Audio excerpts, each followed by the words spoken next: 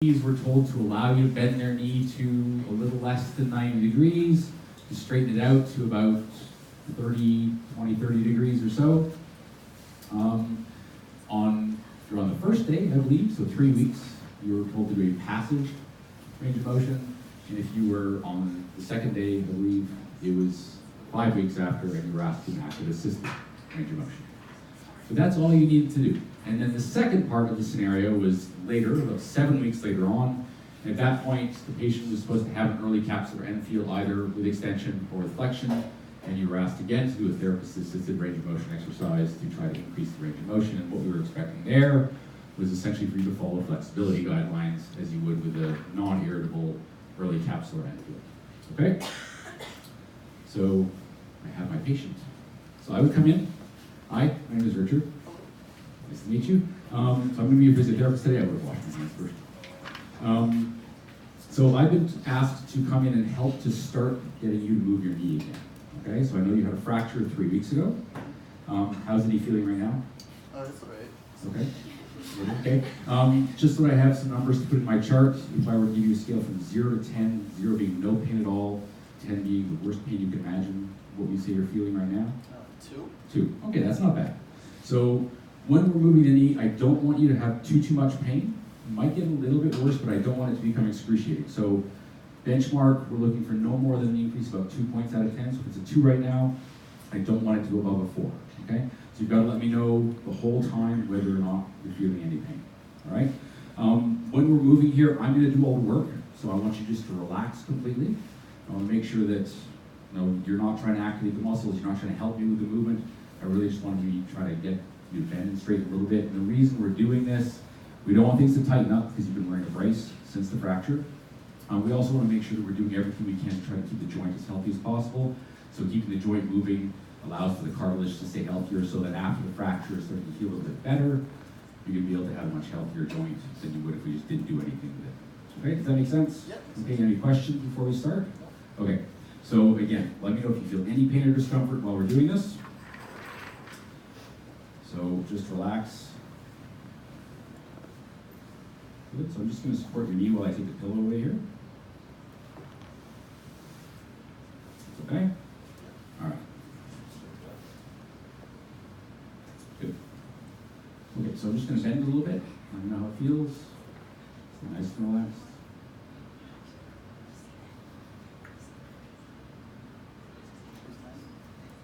Yeah, you should have stopped me before that. Yeah. Okay. All right, so we're going to stop there and we're going to come right back down again. Let me know how it feels. Okay. And we're just going to keep going like that. Okay, let me know if things start to change. Okay. Good. Okay. And after about 5 or 6 repetitions, you're going to tell me it's starting to feel a little bit worse. Okay. So we're just going to relax right there. I'm just going to put that pillow back. Okay. Good. How are things? All good. Okay, so I'm going to give you a little bit of time here, make sure that everything comes back to where it was before we started. All right? Which would take about a minute or so, but he's going to skip ahead. So then we're going to do another one, okay? So ideally, we want to try to get this joint moving as much as we can. So the more we can do, the better. But again, I don't want your pain to be increasing as much. So good. So we're going to do the same thing again. Again, let me know if you feel any increase in that pain. We're not looking for more than an increase to about a 4 out of 10 here, okay? That's good, okay? Okay, and at that point, the SP would have come out of character and asked, looks like you do the same thing again. How many times did you do this? So then I would put my pillow back again. And I would explain that as long as the pain isn't getting any worse, then we're going to try to do several sets like this today. Ideally, I'd like to see you as much as I can, but I know since you're coming from outside, it's not that convenient to come every day. So I will give you some exercises to do at home, because the more you can move your knee, the better. But ideally, right now, it's better to do this with a little bit of supervision while the fracture is still, fairly fresh. Okay? So we're looking for a high frequency in terms of how much you're doing. So if we can do this a couple of times a day, that'd be great while you're at home. But the more I can see you, the better. And while we're doing this, we're just trying to get that increase in the range of motion by moving it passively. And Once things have progressed a little bit, then we're going to start getting you to try to bend and straighten the knee a little bit, initially with my help, and then finally do this on your own at home, okay? So that's all we're looking for, right? So we're essentially looking for you to make sure that the intensity of the pain doesn't increase too much, everything is done completely passively. We're looking for that information that, we're really guiding the number of repetitions based on an increase in pain right now. We're not expecting a high number of repetitions, but if you can keep going, if this pain doesn't get worse, you're just gonna keep going. And then we're looking for that idea of a high frequency, right? Because right now we wanna get that joint moving as much as we can, but it's got to be done safely, so if we're giving them a home exercise, we've got to make sure that it's a safe exercise, and the more he can come in to see us, the better. Any questions about that? So you didn't really say like a specific number of days a week or times per day, like you just kind of said as much as possible and as often as you can come in, but do you want us to say? So because this is an outpatient scenario, it doesn't make sense for me to say 3 times a day, right? Because I'm not going to see him 3 times a day. So at that point, it just becomes a negotiation. How many times can I come in and see you, right? You were not asked to give a home exercise program, so I'm not going to start giving parameters for a home exercise program because it's not part of the scenario. If you've been asked to give a home exercise program, then we would have been looking for parameters like 3-4 times a day, maybe every 2 hours, again, depending on how much pain there is. You've got to make sure that he's doing the exercise safely. And again, the number of repetitions are going to be based on the feedback you get in terms of whether the pain is increasing or not. But we're trying to get a high volume of exercise here. Okay, that makes sense? Good. The second part. Yeah. So for this scenario, like you kept going until like the SB like tells you like to stop. Like, do you want us to do that in OSCE as well, Absolutely. or should we just do like one set and be like, oh, ideally I would then do this however many? Okay, so during an OSCE scenario, we want you to do exactly what you would do clinically. Okay, so unless you are prompted to stop, keep going. Right? Unless you were told not to assess the unaffected side, assess the unaffected side. So you're going to do everything exactly the way that you would do during a clinical scenario, unless the SP comes out of character and says, just for the sake of time, you don't have to do that. Okay? And we've set things up, we've told the SPs what to do, so that you're not going to be spending 10 minutes, frictioning something or, really wasting your time so you don't have time to get to other things. But unless you're told to stop, don't stop. Okay? Unless you obviously have a reason to stop, like he says the pain is getting worse. Okay? Any other questions about that? Okay, then for the second part of this scenario, you were either given trying to increase flexion or trying to increase extension. Both times in early caps or end field. Do you care if I do flexion or extension? No? Okay, I'll do flexion.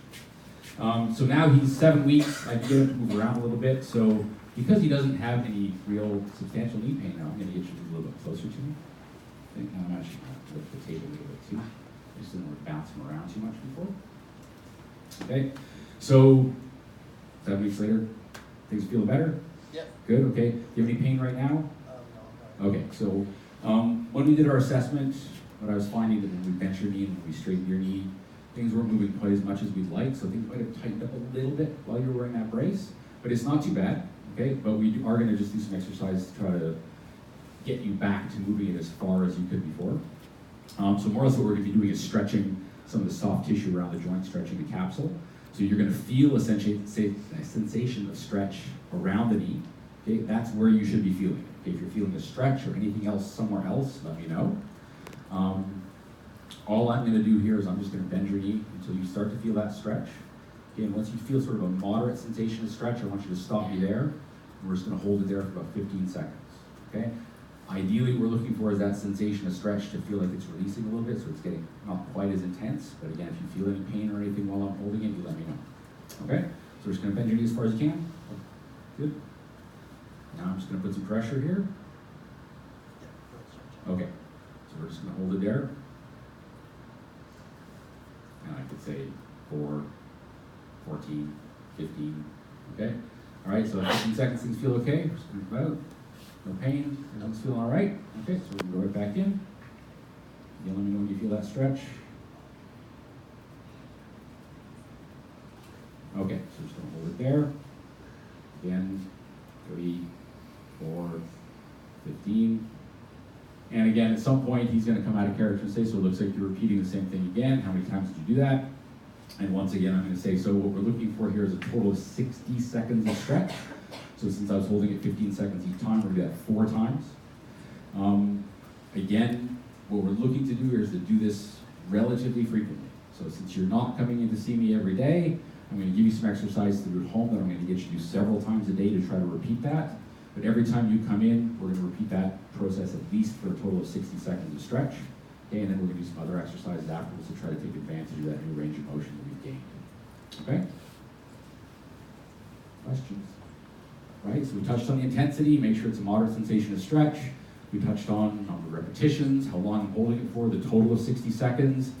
And again, because it's an outpatient scenario, we negotiate a little bit in terms of how frequently it's going to be done, but at that point in the rehab, there's no reason I wouldn't be giving him exercises to do at home. So I'm definitely going to be giving him exercises to do at home to stretch as much. But again, because you weren't asked to actually give the home exercise program, I didn't go into the details about the home exercises. Get your sense, yeah?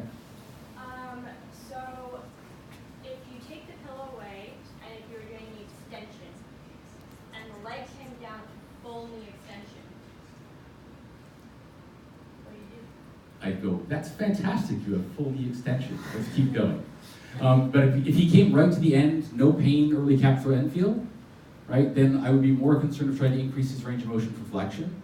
It doesn't mean though that if I'm doing a full movement like this because there's pain at the end of flexion with an empty end feel that I wouldn't still come back to full extension and then back in again.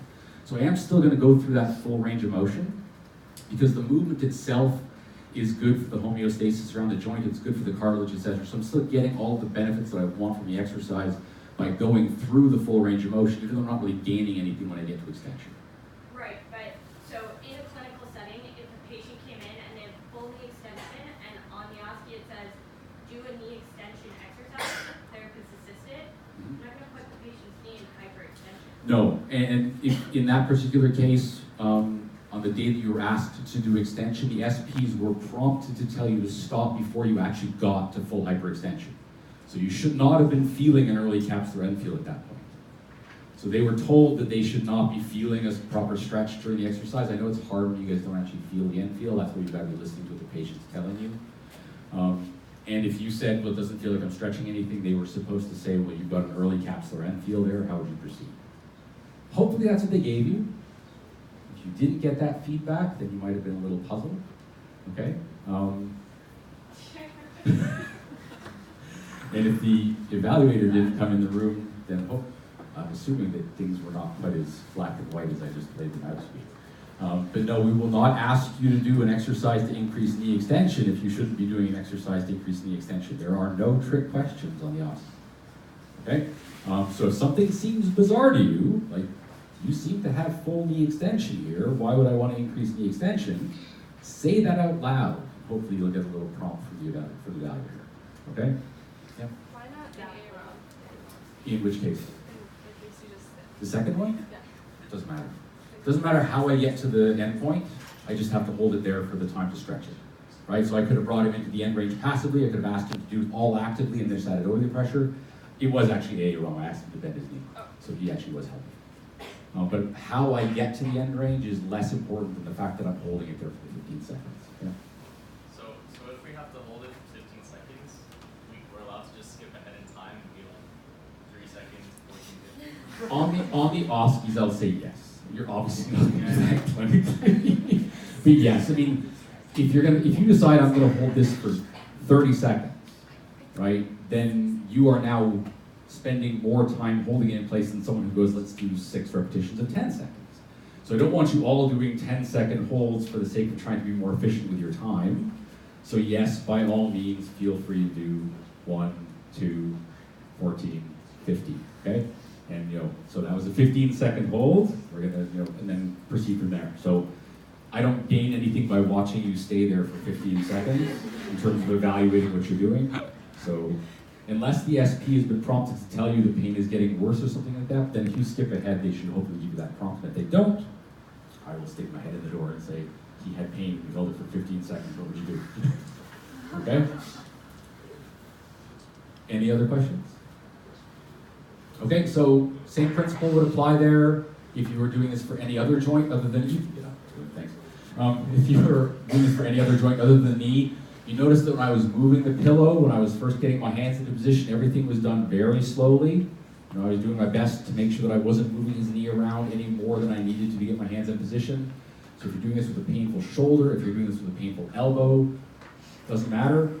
What we're looking for is for you to be careful with the limb so that you're not causing pain while you're getting your hands into place. And that throughout the entire movement, you notice the entire time I was moving, I was watching his face. So I was watching for the feedback from the patient, I was asking for feedback from the patient, and we want to see things are well supported all the way through. If you're doing passive range of motion, and it doesn't feel to you like the patient is relaxing, just say, okay, feels like you're tensing up a little bit, just try to relax. I'd like to do this as much passively as possible. Some people just don't relax, so don't worry if they don't fully relax. If you're doing it as active assisted range of motion, the idea is that they're doing as much as they can, you're helping as much as they need, but your hands are still there so that if they suddenly develop pain and have to relax, that arm doesn't move, that leg doesn't move, right? So it's well supported the entire way. Same idea if you are taking a goniometric measurement for a painful joint.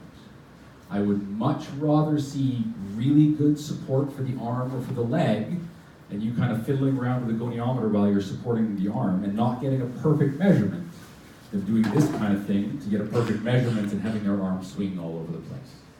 Okay? So your primary goal is safety, patient comfort, okay? The accuracy of the goniometric measurement, as long as it's reasonable. I mean, if you take a measurement at an angle that looks to you like about 70 degrees and your goniometer comes away at 120, then say, okay, I don't think I had my goniometer well placed, I'm going to put that back and take another measurement, but you're still trying to make sure that arm is well supported the entire time. Okay? Yeah. So if there was pain with the hold, can you rationalize still doing it if it's still only a 2 points at a 10 increase, or would you just not do a hold ever? So, did everybody hear the question? So the question was if you were doing this hold, so what you believe to be a non-irritable condition, and at the, during that hold time, the patient said it's starting to become a little painful. What I would initially do is actually come right back out of hold and get some more information about the pain. So find out where it was. If it was just sort of an increase in the intensity of the stretch, then I might want to back off a little bit. If he was developing a new pain somewhere else, I'd want to figure out why. We won't do that to you in an oosce, don't worry. And then essentially the question is, well, if I held it, say, for 10 seconds before that pain started to develop, I'd ask him, has the pain come back down to baseline once I come back out of it? If it's back down to 0, back down to baseline, so we're going to try that again. Maybe I won't push quite as hard, maybe we won't hold for quite as long, but you let me know if that pain comes back. I'm still going to aim for a total of 60-second stretch, but if that means I'm now doing 6 times 10, or even 10 times 6, I'd rather do that than have him in pain for half of the time that I'm holding it there. Okay? So you're still aiming for the ideal, and then you're compromising based on the feedback the patient is giving you to try to get as much as you can. That make sense? Anybody have any other questions? For now, obviously, you can ask questions during the rest of the open lab. Anybody upstairs have questions? Brandon has a question. No, thumbs up, okay. Okay, so like I said, there's extra clips upstairs, and I will circulate. Maybe what I'll do is try to turn the ceiling mics on upstairs. I'm not sure they have ceiling mics upstairs.